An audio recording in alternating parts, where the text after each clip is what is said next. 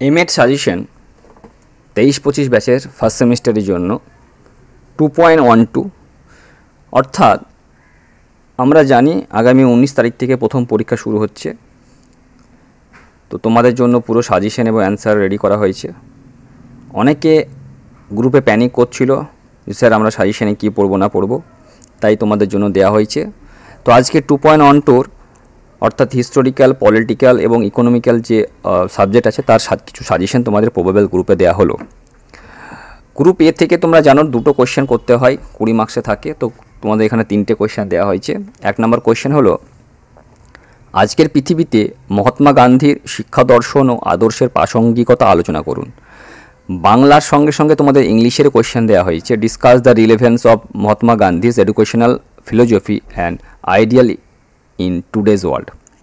Question number 2, ভারতীয় শিক্ষার ইতিহাসের বিবর্তনের ধারা ও আধুনিক শিক্ষাক্ষেত্রে তার প্রাসঙ্গিকতা আলোচনা করুন।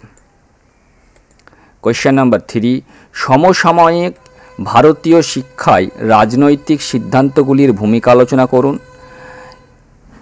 শিক্ষানীতি ও চর্চায় ভারতীয় সংবিধান ও আইনধারার প্রক্রিয়াগুলি বিশ্লেষণ করুন।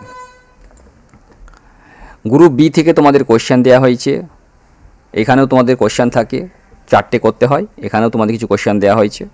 কোয়েশ্চেন নাম্বার 1, শিক্ষা ও মানব উন্নয়ন কিভাবে পরস্পরের সাথে সম্পর্কিত? How education and human development are related to each other. Question number 2, বিদ্যাসাগরের শিক্ষা দর্শন ও আদর্শ সম্বন্ধে লিখুন। Briefly describe the educational philosophy and ideas of Vidyasagar.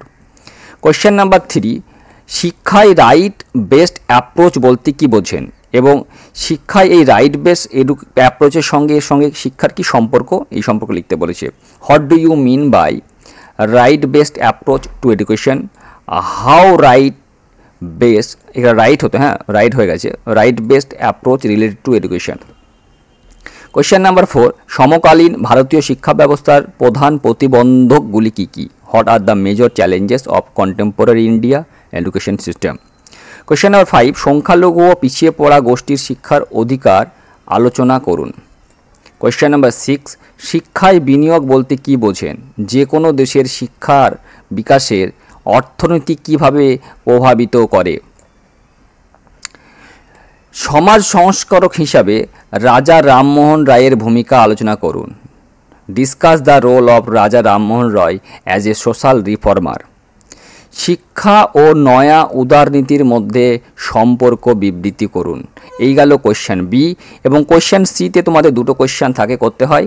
সেখানে তোমাদের 3টে দেওয়া আছে, তোমরা দেখে নাও। 1, মানব উন্নয়ন সূচক human development index. Question number 2, মানব অধিকার হিসাবে শিক্ষা education as a human rights. এবং কোয়েশ্চেন নাম্বার 3, জনগণের কল্যাণের শিক্ষার ভূমিকা, role of education for public goods.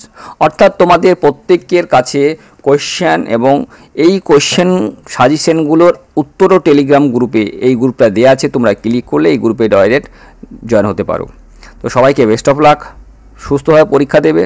এবং মোটামুটি এমএড পরীক্ষা তোমরা বিএড যা পড়ে এসছো সবগুলোই সেম, একটা পেপার বাদ দিয়ে 2.1.4টা, বাকি সবগুলোই তোমরা পড়ে এসছো। সবাই ভালো থেকো, সবাই সুস্থ থেকো, টাটা।